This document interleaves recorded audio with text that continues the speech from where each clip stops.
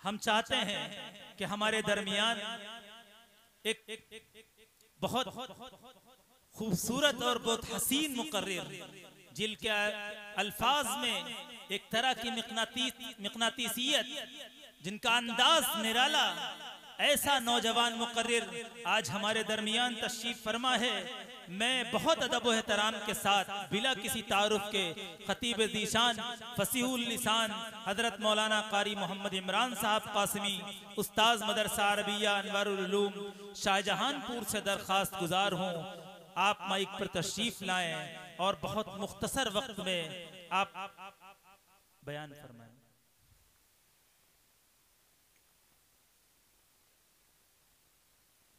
नहमदुहु व नुसल्ली व नुसल्लिम अला रसूलिहिल करीम। अल्हम्दुलिल्लाहि वहदहु ला शरीका लह वस्सलातु वस्सलामु अला मन ला नबिय्य बअदा। अम्मा बाद, अऊज़ु बिल्लाहि मिनश शैतानिर रजीम। बिस्मिल्लाहिर रहमानिर रहीम। लक़द कान लकुम फ़ी रसूलिल्लाहि उस्वतुन हसना वक़ाल रसूलुल्लाहि सल्लल्लाहु अलैहि वसल्लम फ़इन्न खैरल हदीथि किताबुल्लाह व खैरल हदी हदी मुहम्मदिन सल्लल्लाहु अलैहि वसल्लम व शर्रल उमूरि मुहदसातुहा औ कमा क़ाल अलैहि सलातु वस्सलाम। आमन्तु बिल्लाहि सदक़ल्लाहुल अज़ीम व सदक़ रसूलुहुन नबियुल करीम। क़ुव्वते इश्क़ से हर पस्त को बाला कर दे, दहर में इसमें मोहम्मद से उजाला कर दे, कि मोहम्मद से वफ़ा तूने तो हम तेरे हैं, ये जहाँ चीज़ है क्या लौहो कलम तेरे। सदरे इजलास, स्टेज पर तशरीफ़ फरमा उलमाए कराम और इस बस्ती में रहने और बसने वाले बुज़ुर्गों, हम उम्र साथियों, नौजवान दोस्तों, पर्दे में बैठी हुई मेरी माओं और बहनों, अस्सलामु अलैकुम व रहमतुल्लाहि व बरकातुहू। वक्त की क़िल्लत और वक्त की तंगी हर मुकर्रिर के सामने है। चूँकि इस इलाके से मेरा ताल्लुक़ रिश्तेदारी का भी है, क़राबत का भी है, और बादे हजरात से मेरा दोस्ताना ताल्लुक़ है। स्टेज पर रफ़ीक़ गिरामी क़द्र एक बावक़ार आलिम दीन हज़रत मौलाना मुफ्ती अफ़ज़ाल साहब मद्दज़िल्लुहुल आली तशरीफ़ फरमा है। इसी तरीक़े से आज के इस जलसे के मुंतज़िम आला आली जनाब हाफ़िज़ ज़ुल्फ़िकार साहब, मोहतमिम मदरसा ख़ादिमुल इस्लाम, जिनकी तवज्जुहात से आज की ये बज़्म सजाई गई, मदरसे के इंतहाई मौक़र उस्ताद आली जनाब कारी मोहम्मद सईद साहब, हाफिज़ मोहम्मद साजिद साहब और तलबा हाफिज़ मुर्शाद साहब, हाफिज़ तशरीफ़ साहब, हाफिज़ यासिर साहब, एक तवील फहरिस्त है। अल्लाह सबको अपनी शायान शान अजर अता फरमाए। अज़ीज़ान मिल्लत इस्लामिया, अल्लाह ताला ने हमें और आपको कायनात में जितनी मखलूक़ात पाई जाती हैं सब में सबसे बेहतर और अफजल बनाया है। इंसानियत का तमगा, शराफत व करामत और बुजुर्गी का ताज अल्लाह ने इंसान के सर पे रखा है और बेशुमार इनामात से नवाजा है, और उसे इतनी नेमतें बख्शी कि अगर इंसान उन नेमतों को गिनना चाहे तो गिन नहीं सकता।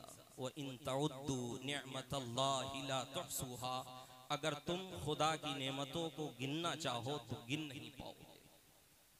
अजीज़ान मिल्लत इस्लामिया, दुनिया में सिर्फ दो हक है, तीसरा कोई हक नहीं। जिसने तुम्हें पैदा किया उसका हक अदा करो, इसको हदीस की जुबान में हुकूकुल्लाह कहते हैं, और जितनों को पैदा किया उनका हक अदा करो, इसको हदीस की जुबान में हुकूकुल इबाद कहते हैं। जिस तरह इस्लाम में हुकूकुल्लाह की अहमियत है, बिल्कुल इसी तरह इस्लाम में हुकूकुल इबाद की भी अहमियत है।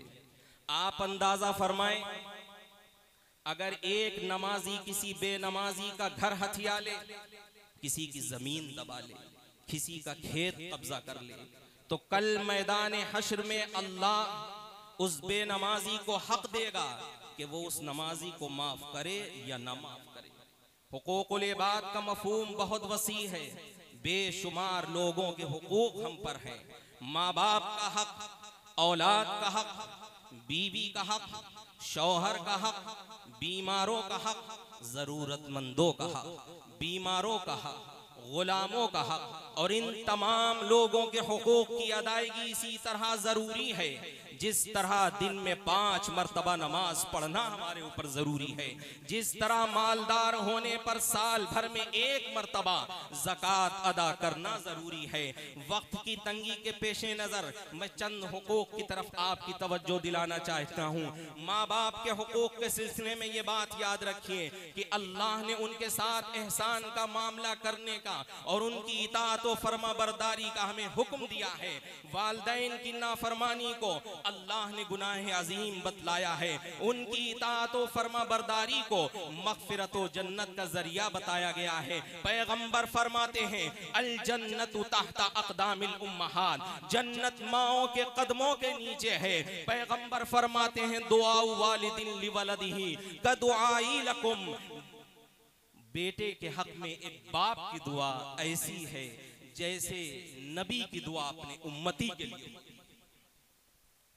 आज दुनिया के अंदर लोग मदर्स डे मनाते हैं, फादर्स डे मनाते हैं, बड़े शौक के साथ ये दिन मनाते हैं। क्रिसमस वगैरह के मौके पर एक कार्ड भेज देते हैं अपने अम्मा अब्बा के नाम और उसमें खैरियत पूछ लेते हैं।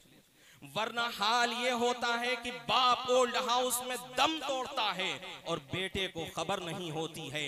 न बाप को खबर है, न बेटे को खबर है, न बेटी को खबर है। ऐ लोगों, तुमने मुआशरे को तन्हा कर दिया है, तुमने माँ बाप के हुकूक को छीन लिया है। मैं आपको आज के इस इजलास में एक पैगाम देना चाहता हूँ। ऐ नौजवानों की जमात, याद रखना, बाप तुम्हारी जिम्मेदारी है, माँ तुम्हारी जिम्मेदारी है। अल्लाह ने इनकी खिदमत को तुम्हारे ऊपर फर्ज कर दिया। कुरान अजीम के अंदर जब मुताला करोगे पता लगेगा, अल्लाह फरमाता है कि जब तुम्हें अपने माँ बाप के सिलसिले में दुआ करनी हो तो ये कहो, रब्बिरहमहुमा कमा रब्बयानी सगीरा, ऐ हमारे परवरदिगार, हमारे माँ बाप पर ऐसे रहम फरमा जैसे उन्होंने हमारी परवरिश की। मैं इस आयत की रोशनी में इल्मी बहस की तरफ नहीं जाना चाहता कि रब बयानी और रब दोनों एक ही मस्दर से मुश्तक हैं। वो रब है और रब माँ बाप रब बयानी का मजहर है। मैं आपकी तवज्जो इस तरफ दिलाना चाहता हूँ कि आप गौर फरमाएं कि रब बयानी सगीरा क्यों कहा गया। जैसे बचपन में हमें पाला ताकि एक बच्चे को अपना बचपना याद आ जाए। जैसे तुम्हारे माँ बाप तुमको खिलाते थे बचपन में, तुम्हारे मुंह के अंदर लुकमा भी डाल देते थे। जैसे तुम्हारे बाप तुम्हें पाँव पाँव चलाते थे, जैसे तुम्हारे बाप तुम्हें खाना खिलाते थे, जैसे बाप तुम्हारी गंदगी को साफ कर दिया करते थे, जैसे तुम्हारे माँ बाप तुम्हारे अहमकाना बोलों को बर्दाश्त कर लेते थे। तुम कहते थे अब्बा चांद तोड़ दो, बताओ कभी मारा उन्होंने? वो हंस देते थे, वो खुश होते थे। कुरान में अल्लाह इस आयत के जरिए ये बतलाना चाहता है कि ऐ लोगों, जब तुम अपने माँ बाप के लिए दुआ करो तो यूं कहो, ऐ हमारे रब, हमारे माँ बाप पर ऐसे रहम फरमा जैसे उन्होंने हमारी परवरिश की है। ताकि एक बेटे को ये बात याद आ जाए कि जैसे बाप हमें खिलाता था, हमें भी अपने बाप के मुंह के अंदर खिला देना है अगर वो माजूर हो गया है। जैसे हमारे माँ बाप हमें पाँव पाँव चलाते थे, अगर माँ बाप माजूर हो गए हैं तो हमें भी अपने माँ बाप को पाँव पाँव चलाना। अगर हमारे माँ बाप हमें हमारी गंदगी साफ कर दिया करते थे, वो माँ होती है जो रात के 2 बज रहे हों और बेटा पेशाब करके बिस्तर को गीला कर देता है। वो तुम्हारी माँ होती है जो खुद गीले में सो जाती है, तुम्हें सूखे में सुलाती है। वो तुम्हारी माँ होती है जो तुम्हारे लिए सिर्फ खेतों में काम कर लिया करती है। वो तुम्हारी माँ होती है जो सिर्फ और सिर्फ अपने बच्चों के लिए अगर किसी के घर में उसे बर्तन भी मांजने पड़ जाएं तो वो उससे भी गुरेज नहीं करती। आज तुम उसी माँ को जुल्म का निशाना बनाते हो। इसलिए ए नौजवानों की जमात, आज इस जलसे से एक पैगाम लेकर के जाओ कि हमें अपने माँ बाप की इताअत करनी, उनकी नाफरमानी नहीं करनी है, उनका दिल नहीं दुखाना है। लेकिन एक सालेह नौजवान, एक अच्छा बच्चा, एक इताअत गुजार लड़का, ये कब वजूद में आएगा? ये उसी वक्त वजूद में आएगा जब माँ बाप अपनी औलाद की तालीम और तरबियत पर ध्यान देंगे। औलाद का सबसे पहला हक ये होता है कि आप उसकी तरबियत पर ध्यान दो, उसकी तालीम और तरबियत पर ध्यान दो। जैसे खाने पीने का इंतजाम करते हो, इसी तरह उनकी तालीम और तरबियत पर ध्यान दो। इस्लाम ने एक बेहतरीन फर्द की तैयारी की हमें तरीका बताया। क्या बताया? कि जब बच्चा पैदा हो तो उसके कान में अजान कही जाए, यानी वो इस दुनिया में आते ही सबसे पहले अल्लाह का नाम सुने, उसकी किबरियाई का ऐलान सुने, रसूलुल्लाह की रिसालत का ऐलान सुने, ईमान के बाद सबसे पहले इस्लामी अमल नमाज का ऐलान सुने, और शुरू ही से उसके दिल में ये बात बैठ जाए कि मुझको इस दुनिया के अंदर अल्लाह का फर्माबरदार बनकर रहना है। नमाज ही बंदगी की मेराज है, नमाज ही मोमिन की शान है, नमाज रूह इबादत है, नमाज जाने इबादत है, नमाज नाज़े बंदगी है, नमाज बहुत अहम इबादत है, नमाज ही ईमान की अलामत है। मुझको इस दुनिया के अंदर अल्लाह का फर्माबरदार बनकर रहे, ये इसके जरिए से पैगाम मिलता है। आज माँ बाप अपने बच्चों का नाम प्यार में रखते हैं तो गैर इस्लामी अंदाज का। क्या नाम रखा है? गुड्डू। क्या नाम रखा है? पप्पू। क्या नाम रखा है? गप्पू, चप्पू। ये कोई नाम है? ये कोई नाम है? ये गैर इस्लामी अंदाज के नाम हैं। अच्छे नाम बच्चों पर अच्छा असर छोड़ते हैं। आज तुमने पुराने बुजुर्गों के नामों पर नाम रखना छोड़ दिया है।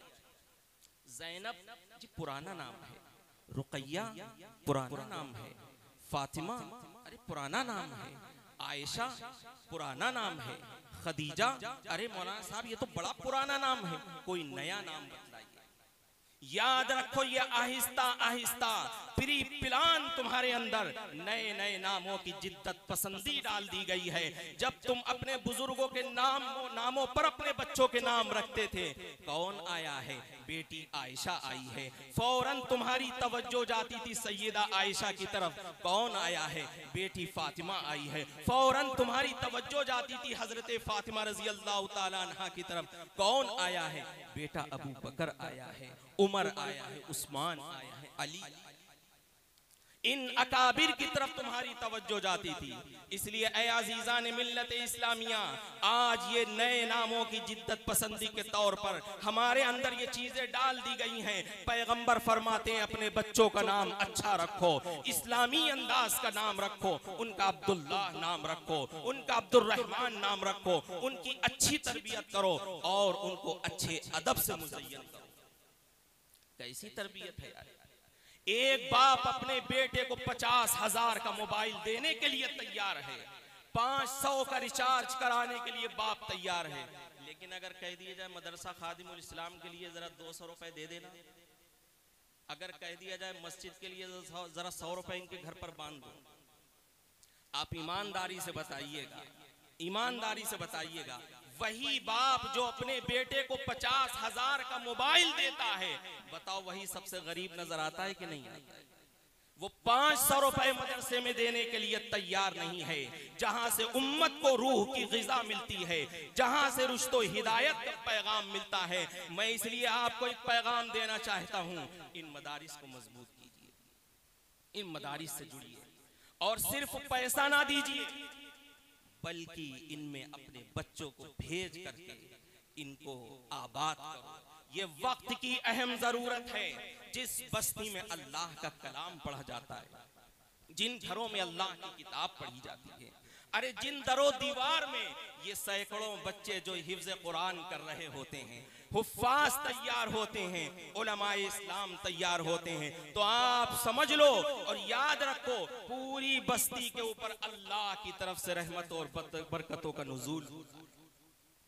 आज हमारी वो माँ जो अपनी बेटी की तरबियत करना चाहती है, वो सुबह में उठ करके बेटी के लिए नाश्ता करती है, तैयार करती है, और बेटी पड़ी चारपाई पर सो रही होती है। हमारी कौम का जवान 2-2 बजे तक मोबाइल चलाता है और सुबह 8 बजे तक उल्टा पड़ा सोता रहता है। तुम कहते हो कि अल्लाह ने तुम्हारे आज तुम्हारी जिल्लत और रुसवाई तुम्हारे हिस्से में आ रही है। हमारी वो माँ जो ये सोचती है कि उसे अपनी बेटी की तरबियत करना है, वो सुबह में नाश्ता तैयार करती है और बेटी पड़ी सोती रहती है।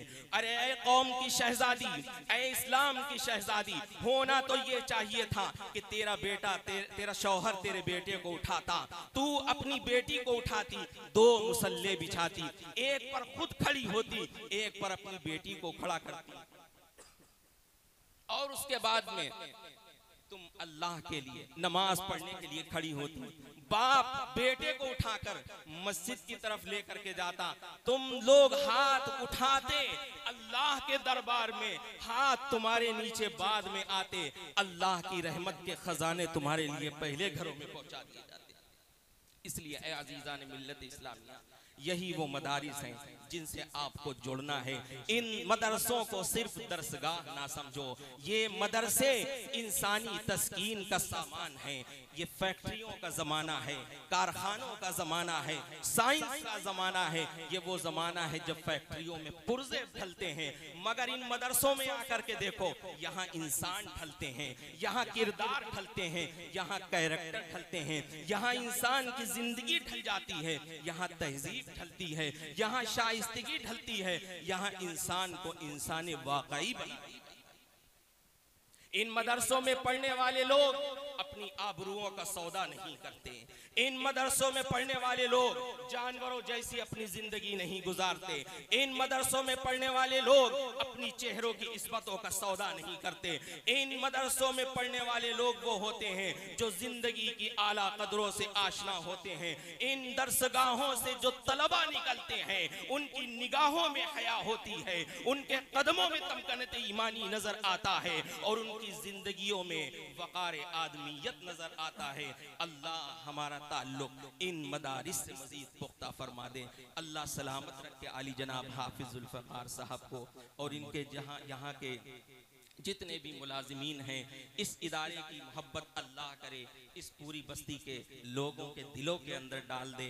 अल्लाह हमारा रिश्ता इन मदारिस से मजबूत फरमा दे, इन उलमा से मजबूत फरमा दे और इन मसाजिद से मजबूत फरमा दे और हमारा सीना इस्लाम के नूर से आबाद हो जाए। नूरे खुदा है कुफ्र की हरकत पे खंदजन, फूंकों से ये चराग बुझाया न जाएगा। व आखिरु दावाना अनिल हम्दुलिल्लाहि रब्बिल आलमीन। घर की